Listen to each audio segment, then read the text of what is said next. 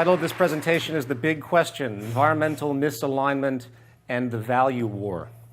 Human society today has two diametrically opposed systems of economy. One is our traditionally imposed mode of monetary market economics. The other is a physical rule structure emerging from our growing scientific recognition of reality, both environmentally and sociologically. The consequence is an ever-increasing level of social destabilization and an ongoing decline in public health. I've divided this into two brief sections. The first part is called System Clash, Market Efficiency versus Technical Efficiency. To part two, Value Wars, Societal Potential Collapse and Transition, what we're capable of doing, what's in store for us if we don't, how we can get out of this system, etc. Before we begin, part one, economy. What is economy? It's defined in Greek as the management of a household, a definition that's often lost. To economize, what does that mean? It means to increase efficiency. Keep that in mind. Reducing waste. That's what an economy is supposed to be. Defining my terms. We're going to use two terms throughout this presentation. The first is a theoretical notion of an earth economy, which I'll define as decisions made directly based upon scientific understandings as they relate to optimized habitat management and human health. Production and distribution is regulated by the most technically efficient and sustainable approaches known. Compared to our currently existing market economy, defined, decisions are based on independent human actions through the vehicle of monetary exchange, regulated by the pressures of supply and demand. Production and distribution is enabled by the buying and selling of labor and material provisions with the motivations of a person or a group, the self-interest, as the defining attribute of unfolding. This is a chart of 7 economic attributes, many more, but this is what I wanted to focus on here. Basically, they are intrinsic to each economy in comparison. Obviously, I'm focusing on the market economy and its relationship to a natural system, what we're calling the earth economy. The only caveat here with these asterisks are elements of our sociological development based on scientific integrity, scientific ingenuity, the evolution of science and our knowledge of ourselves and the environment. That will be talked about as we go along, as we touch upon each one of these. First point, consumption. In a market economy, the entire thing is based on consumption. The only reason that you're wearing clothes, the only reason you're eating, the only reason that you have a home is because someone somewhere is buying a service or getting a service, exchanging money in some form and consuming. That's what this system is.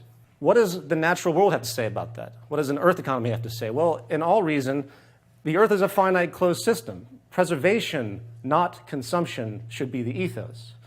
If you lived on an island with a small group of people and you had a finite amount of resources with a natural generation of growth, a very simplified society, would you decide to make an economic system that tried to use that up as fast as possible? No, and I'm afraid the Earth is an isolated island in a vast sea, cosmic sea, if you will, and is a lot smaller than we think. Point two, obsolescence. The market system is driven explicitly by obsolescence. 2, intrinsic obsolescence.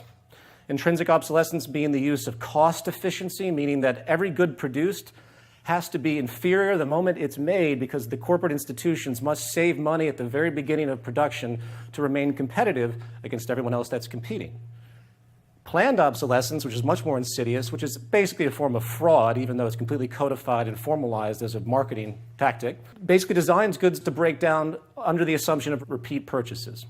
And it's truly amazing that this exists at all. And what does nature have to say about this? Well, building upon what we've just stated, it's environmentally irresponsible to design goods to fail or allow them to fail unnecessarily. That is basically offensive. We need optimum design to have things last, survive. Point 3, property. The ownership metaphysic is a core premise allowing controlled restriction of resources and goods. I say metaphysic because property isn't real. There's no such thing of ownership in the broad scheme, not either intellectual or physical goods. It's all transient. The idea of everyone owning one of everything, for example, does that make a lot of sense when we think about our natural economy? What about the use of goods? What about access? The natural environment demands access. Universal property is inefficient. Strategic access is more environmentally responsible as a model and more socially efficient. If you have a car that you drive maybe 40% of the time, why not let the other 60% be used by somebody else? You create a system of access and use. That's environmentally responsible. Point 4, growth. Building on consumption once again. The market economy requires near constant growth to maintain employment. This ties in a little bit with the growth of population as well. But you always hear about this in the government. We have growth, we need more growth, the GDP, we're lacking growth. It's basically just absurd. We need a steady state economy. The Earth is a finite system once again. Earth demands a balanced load economy, respecting dynamic equilibrium, where things come together in balance, not the necessity to exhaust just to, say, maintain labor. Point 5, competition. This inches into our new sociological developments that aren't talked about enough. Market system economy based upon personal and corporate competition in the open market, selling your labor, competing for market share. That's a completely metaphysical notion, if you think about it, based on an early tribalistic form of scarcity and this notion that we can't possibly get along, there can't possibly be enough to go around, so we have to fight for everything and everything's out for themselves. What we've come to find is that human collaboration actually is at the core of all invention. It's called usufruct. And psychological studies now show long-term distortion with the competitive view. The great amount of distortion, corruption, crime you see, all you hear, the headlines, white collar, blue collar, all comes from this primitive notion of a competitive environment, and nothing is held as sacred. Point 6, labor for income. Human survival is today contingent upon one's ability to obtain employment and enable sales. That's your right to life. If you can't get labor, you might as well die because you don't serve an economically efficient role. What does this mean to our development in science and technology? Mechanization is incredible. The advent of automation is making human employment more scarce at a minimum and possibly obsolete entirely. Mechanization is also more productive and efficient than human labor, which means it's socially irresponsible for us not to mechanize and enjoy the fruits of the abundance and ease and safety it can create. Scarcity and imbalance. Contrary to what most think, money and the movement of money that generates consumption economy is explicitly based on imbalance and inefficiency. It's really an inefficiency economy, an anti-economy. The poverty you see, everything in the disimbalance, that's not just some byproduct or a result of some greed institution or something like that. That is inherent to the system. The system wouldn't work if it was efficient and there was a balance in any element of human survival. Why would we want that? Abundance, equality. New sociological studies have found that equality is much more positive to public health. You compare the United States, a highly stratified society with deep imbalance, to Norway and Sweden that have much less levels of stratification. The public health in those less stratified societies blow us out of the water. Why not work to create an abundance through all these mechanisms of efficiency that technology now enables to meet human needs, reduce crime, all sorts of other obvious sociological phenomena? Spectrum of social disorder, and there it is. You have a macro socioeconomic system, macroeconomic element that is basically funneling out this distortion from childhood all the way through every level of sociological exhibition, if you will. And everything you see is coming from this very sick distortion premise of economy. My interest, ultimately, relationship of macroeconomics to sociology. Part 2, change, value wars, societal potential collapse and transition. Over here are a series of social problems that you would see in the newspapers, very obvious: abject poverty, unemployment, destabilization, debt collapse, pollution, waste, all of which are completely technically obsolete. None of them have to exist at all. At minimum, they could be reduced to a very core degree, those that are a little bit more subjective. Removing the environmental and sociological inefficiency inherent to the market and simply applying modern scientific understandings resolves or greatly reduces all of these issues. That is our potential.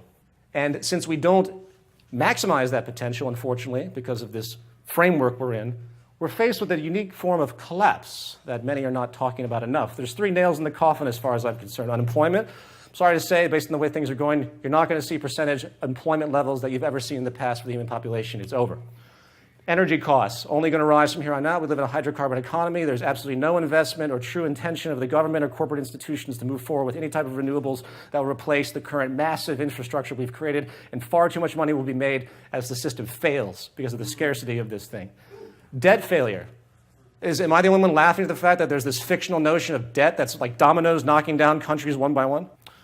Transition. Here's the value war. Of all the times I speak with people about these issues, they tend to understand it, but they have these value associations that hold on to old artifacts of the prior system. It's a value war. How do we get from one to the other? What can we do to inspire change and create social reform? And that is the big question. What will you do? what kind of forum, what kind of social awareness, what kind of role do you think you could play? Are you going to maximize your own self-interest, or are you going to realize that your self-interest is only as good as the integrity of society as a whole, where self-interest must become social interest in order for us to survive? That is the new equation, and that is the big question. Thank you very much. Yeah.